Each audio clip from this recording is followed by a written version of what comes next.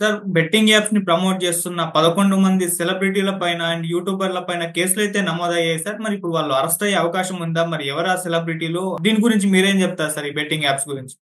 Betting apps సంబంధించి చాలా మంది మీద కేసులు అయితే నమోదవుతున్నాయి. ముఖ్యంగా సజ్జనార్ దీని మీద ఒక పెద్ద పోరాటమే మొదలు పెట్టాడు. ఆయనకి అన్ని వైపుల నుంచి మద్దతు కూడా వస్తుంది. ఎందుకంటే ఇవాళ సమాజంలో బెట్టింగ్ యాప్స్ వల్ల అనేక మంది ఆత్మహత్యలు చేసుకుంటున్నారు, లక్షలు లక్షలు పోగొట్టుకుంటున్నారు. ఆ మధ్య కూడా ఒక పేద రైతులు వాళ్ళ పొలం అమ్మి 58 లక్షలు ఎంతో ఇంట్లో పెట్టుంటే దాన్ని వాళ్ళ అబ్బాయి బెట్టింగ్ లో పెట్టి మొత్తం పోగొట్టుకొని చివరికి ఆత్మహత్య చేసుకునే పరిస్థితి తలెత్తింది. అలాగా చాలా మంది బెట్టింగ్ యాప్స్ లో డబ్బులు సంపాదించాలని ఆత్మహత్యలు చేసుకుంటున్నారు. అందుకని సజ్జనారు దీని మీద పోరాటం మొదలు పెట్టాడు. అయితే సజ్జనారు పోరాటం వెరీ లిమిటెడ్ అని చెప్పొచ్చు. ఎందుకంటే బెట్టింగ్ యాప్స్ మీద ఆయన పోరాటం చేయట్లేదు. బెట్టింగ్ యాప్స్ ని ప్రమోట్ చేసే చిన్న వాళ్ళ మీద, అది కూడా యూట్యూబ్ లో ఫేమస్ ఉన్న సెలబ్రిటీస్ కావచ్చు, లేకపోతే ఇన్స్టాలో ఉండే ఇన్ఫ్లుయెన్సర్లు కావచ్చు, వాళ్ళ మీద మాత్రం ఆయన ప్రజెంట్ పోరాటం. మేబీ భవిష్యత్తులో ఆయన ఇంకా దాన్ని విస్తృత పరుస్తాడని చూడాలి. ప్రజెంట్ అయితే ఇప్పుడు ఒక సంచలనమైన వార్త నిన్నటి నుంచి వైరల్ అవుతుంది. అదేంటంటే దాదాపు 11 మంది సెలబ్రిటీల మీద పంజగుట్ట పోలీస్ స్టేషన్ లో కేసు నమోదైంది. విష్ణుప్రియ అందరికి తెలుసు. అమ్మాయి మొన్ననే బిగ్ బాస్ లో ఎంత హడావిడి చేసిందో, దాని తర్వాత చాలా సినిమాల్లో కూడా ఆమె యాక్ట్ చేసింది. అట్లాగే సుప్రీత, సురేఖ వాణి కూతురు, అమ్మాయి ఆల్రెడీ సారీ చెప్పి ఒక వీడియో కూడా రిలీజ్ చేసింది.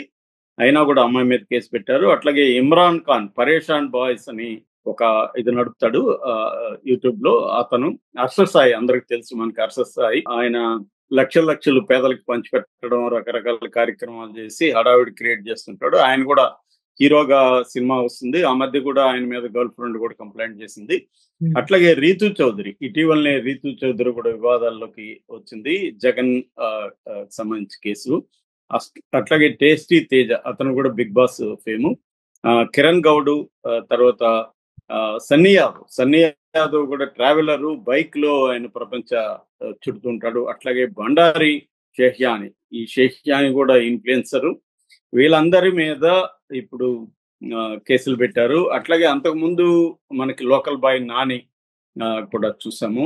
సో వినయ్ గురు, వీళ్ళందరి మీద కూడా ఇప్పుడు కేసులు పెట్టారు. వీళ్ళందరినీ అరెస్ట్ చేస్తారా లేదనేది చూడాలి. నోటీసులు అయితే ఇష్యూ చేశారు. మామూలుగా అయితే వీళ్ళకి దాదాపు వీళ్ళు సమాధానం ఇచ్చేదాన్ని బట్టి ఉంటది. 1 నుంచి 3 సంవత్సరాలు వీళ్ళ ని బ్యాన్ చేసే అవకాశం ఉంది. యూట్యూబ్ ఛానల్లో కావచ్చు, యూట్యూబ్ ఛానల్ కానీ కంప్లైంట్ ఇస్తే వీళ్ళని బ్యాన్ చేయొచ్చు. అట్లాగే 10 లక్షల వరకు ఫైన్ కూడా వేసే అవకాశం ఉంది వీళ్ళ మీద. ఎందుకంటే పెద్ద ఎత్తున లక్షల లక్షలు వీళ్ళు బెట్టింగ్ యాప్ల ద్వారా సంపాదిస్తున్నారని చెప్తున్నారు. దీని మీద కూడా అతను నా అన్వేషణ అనే ప్రపంచ యాత్రికుడు, అతను ఇప్పటి నుంచో పోరాటం చేస్తున్నాడు. ఇప్పుడు సజ్జనార్ అతనితో కూడా ఒక వీడియో చేశాడు సంభాషణతో.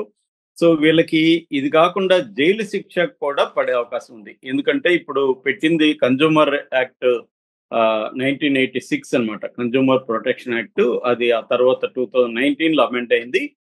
అట్లాగే బిఎన్ఎస్ 318 సెక్షన్ కింద పెట్టారు. అట్లాగే తెలంగాణ గేమింగ్ యాక్ట్ కి సంబంధించిన ఒక చట్టం ఉంది, టిఎస్సి, దాన్ని పెట్టారు. అట్లాగే ఐటీ యాక్ట్ 66D దాని మీద కూడా పెట్టారనమాట. పలు సెక్షన్ల కింద కేసు పెట్టారు. ఇది కాకుండా దేశవ్యాప్తంగా పలువురు సినిమా సెలబ్రిటీల మీద కూడా కేసులు పెట్టే అవకాశం ఉందని చెప్తున్నారు.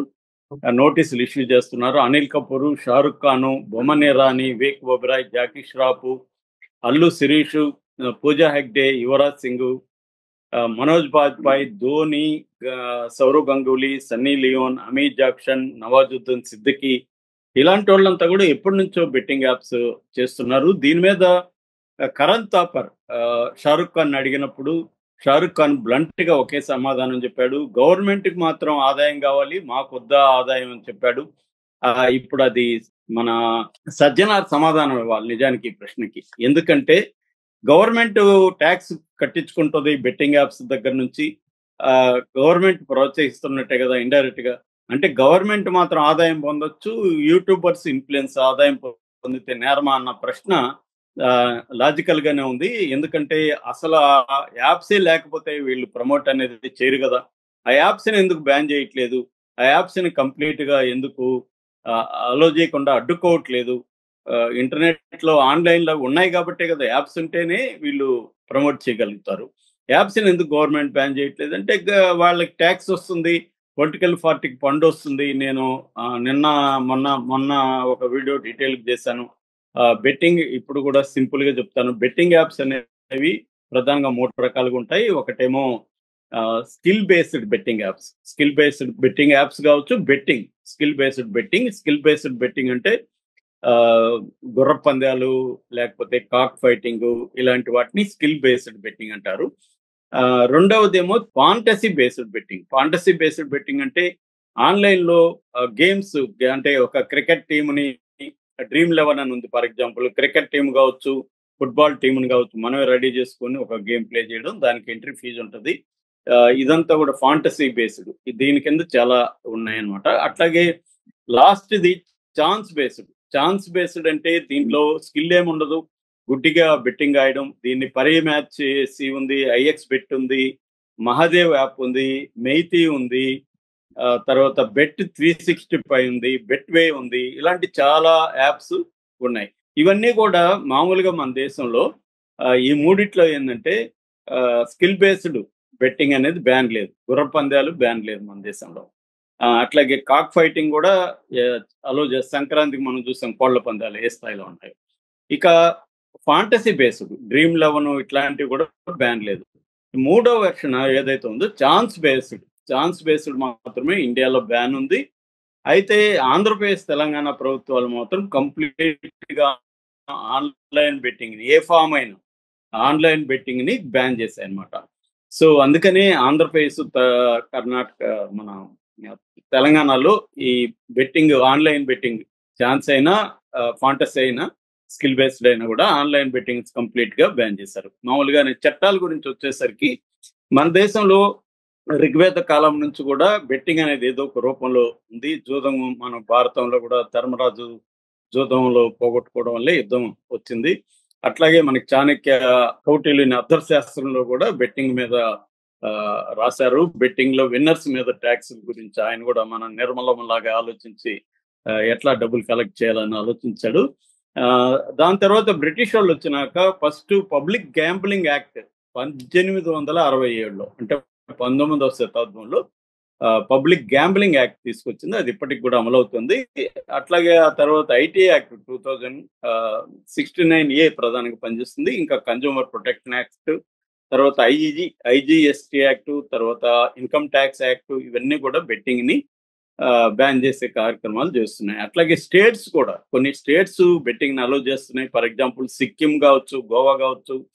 ఇలాంటి రాష్ట్రాలు క్యాసినో అని కూడా అలో చేస్తాయి. ఆయా ప్రాంతాల్లో క్యాసినోలు కూడా పబ్లిక్‌గా నడుస్తాయి. గోవాలో పెద్ద ఎత్తున క్యాసినో నడుస్తుంది. సో, ఈ యాంగిల్‌లో తీసుకున్నప్పుడు ఇదేందంటే దాదాపు ఆఫ్‌షోర్ బెట్టింగ్సే ఇప్పుడు డేంజరస్‌గా ఉన్నాయి. ఆఫ్‌షోర్ అంటే వేరే దేశాల్లో మాల్టా లాంటి, దుబాయ్ లాంటి దేశాల్లో ఈ బెట్టింగ్స్ ఉంటాయి. అవేం చేస్తున్నారంటే ఛాన్స్ బెట్టింగ్ అయినా కూడా ఫాంటసీ బెట్టింగ్ కేటగిరీలో అవి వచ్చేస్తున్నాయి. ఎందుకంటే ఫాంటసీ బెట్టింగ్‌ని క్లియర్‌గా మన చట్టాలు బ్యాన్ చేయట్లేదు. మన చట్టాలు క్లియర్‌గా డిఫైన్ చేయట్లేదు. అంటే ఆల్ ఆన్‌లైన్ బెట్టింగ్‌లు గాని మన చట్టాలు బ్యాన్ చేయగలిగితే ఈ ఆఫ్‌షోర్ బెట్టింగ్ యాప్స్ అనేవి మనకి రాకుండా ఉంటాయి. కానీ మనోళ్ళు ఏం చేస్తున్నారు స్కిల్ బేస్డ్ బెట్టింగ్ యాప్స్‌ని, ఫాంటసీ బేస్డ్ బెట్టింగ్ యాప్స్‌ని అలో చేస్తున్నారు. అందువల్ల ఛాన్స్ బేస్డ్ బెట్టింగ్ యాప్స్ కూడా పై 2 బెట్టింగ్